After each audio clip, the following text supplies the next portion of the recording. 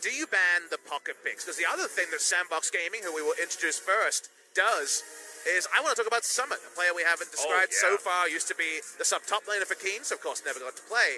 He's starting top laner over Weiser, who played in the Kesper Cup for Sandbox Gaming. And looked good. And this guy offends the one rule you learn as soon as you queue into that first ever game of League of Legends. When you get away from the bots, he doesn't stay in his damn lane. He goes wherever he wants. They are all about the matchups here. And when you have a bad cast, I pick up the mantle of Max. So I'm here for you, Max. Whatever you need, Atlas. Thank you very much. Thank you very much. As SK Telecom T1, no changes, understandably. 4-0. Question has only been, who's been better, SKT or Griffin? That's what everyone wants to know the answer to. Griffin was the emphatic answer until there was those... SKT will be top lane, and I guess Victor's going to be farming it out for Khan in game number 1. Yep, Khan played 2 games of it already, so more than happy to hop on this champion. He's had up and down performances, often being targeted by the enemy jungler, and now OnFleek is on the Olaf. He has the ability to target anyone he wants. And we'll see what he's going to be able to get done here in the early game, because you have to imagine... First 15 minutes, it will tell the tale of a Sandbox Gaming can take down SKT, or whether SK Telecom T1 can wait for their moment.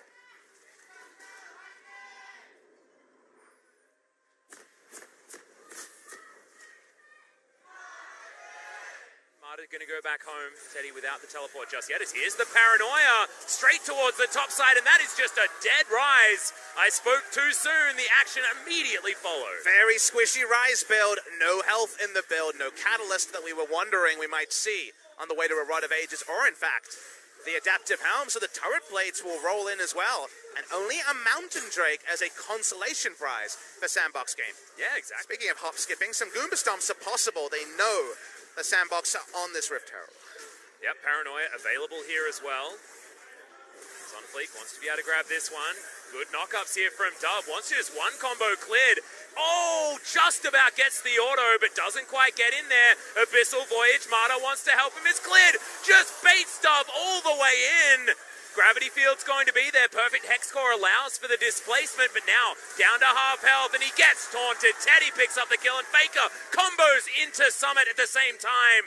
Chaos Storm ticking down. Joker trying to hook Summit out of it. McCann flashes into the death ray, and it's named so well as he picks up another kill. Dove so greedy on the chase to pick up the low health Nocturne. Didn't respect the stopwatch is up. 6 camps ahead of the enemy. When will we see the channel on that Rift Herald? It's apparently blue buff, the first objective. Well, Undertow is going to land on Declid, who has to use the Paranoia mostly to get out as the hero's entrance is going to come in. No knockups, but at least Clid is going to be alive as Khan's going to get the first rotation. Summit making his way over as well, and Infernal Chains do not land.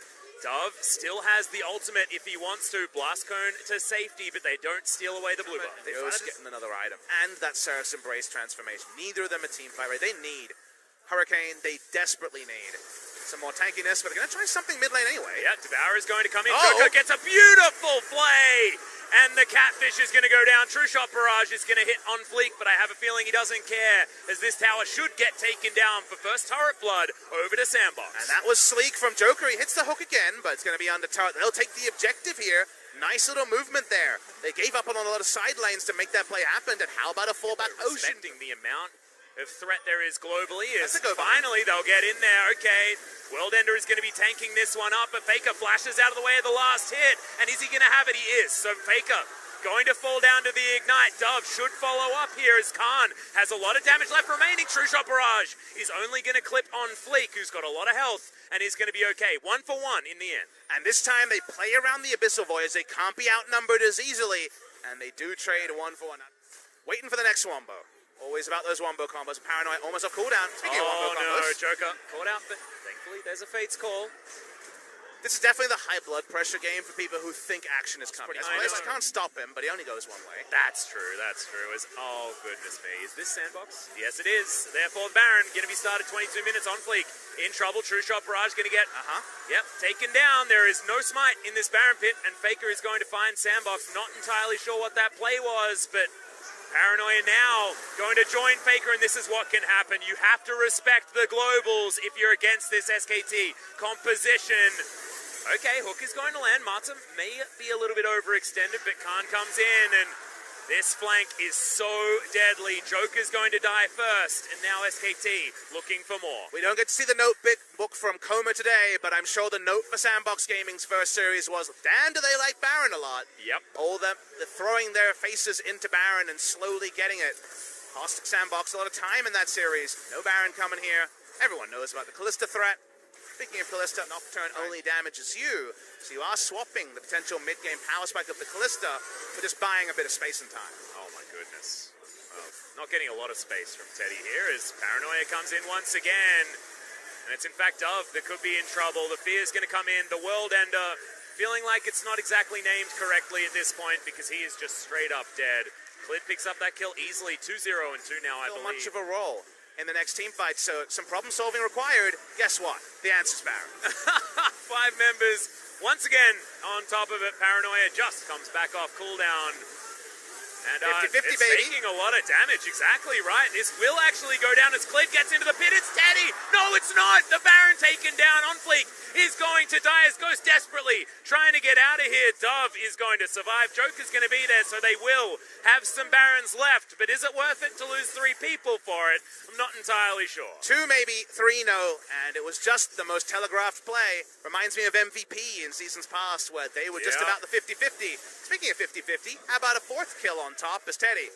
He's no slouch in the damage department. Yep, hanging out between turrets. Just comfortably able to work out the ranges very nicely there.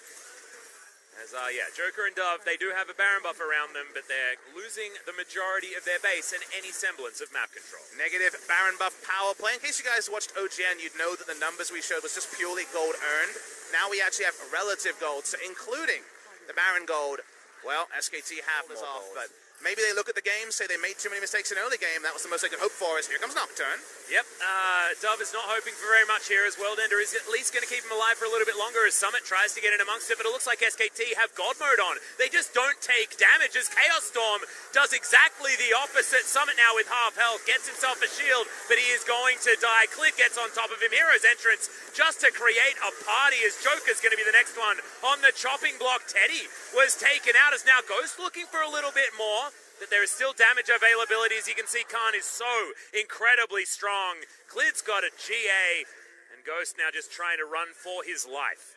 Let's see if the Yakety Sax can at least buy time for Sandbox. Stop waves from being pushed in and the base broken.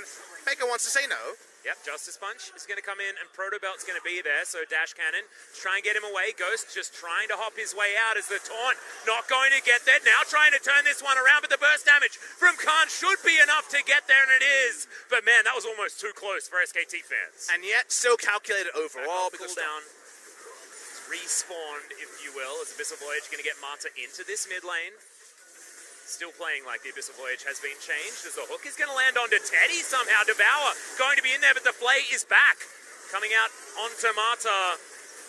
Fate's Call is going to be used not for the CC as the first kill is going to be onto the GA of the Nocturne, and Joker is still alive. But look at these health bars. They are limping out of this fight, and Ghost is going to be the first one to go down. That damage potential certainly not going to be there as Ghost spots Teddy. Just gives him that double kill, and SKT should be able to at least break open the base, if not grab themselves a Baron. And try the finish maybe even here as well with a Mountain Drake. Not going to take that brush. That would have been cha-ching for Khan, but here's someone else. Oh, to check the brush. Ezreal does it even safer. Let's see if they can end the game here. SK Telecom T1. Everything is in their favor. Yep, the inhibitor going to go down. It looks like they're not stopping. Summit, can you actually kill these minions in time, or can you actually keep yourself alive? The answer looks to be either no or no, as he tries to defend. I don't think he's going to be able to, though, as the Nexus turrets have already bitten the dust. Khan flashes forward. The stopwatch is going to be there, but that's a taunt, and that's exactly what SKT are doing as the game is over. The Faker Global taunt finally got Dove a kill. He's got that story to tell. But when it comes to the bigger story, the bigger picture, SK Telecom T1 just had more ideas. They were cleaner, and Sandbox Gaming, they didn't roll over and die. And to that, I give them credit. But unfortunately, when push came to shove, when Ezreal had 3 items, there was really only one horse in the race. It was well won by SK Telecom T1. They returned to the Galio comp. We know they can play the Urgot. They know they can play the Fiora carry top lane. And now they go back to the 2018 bread and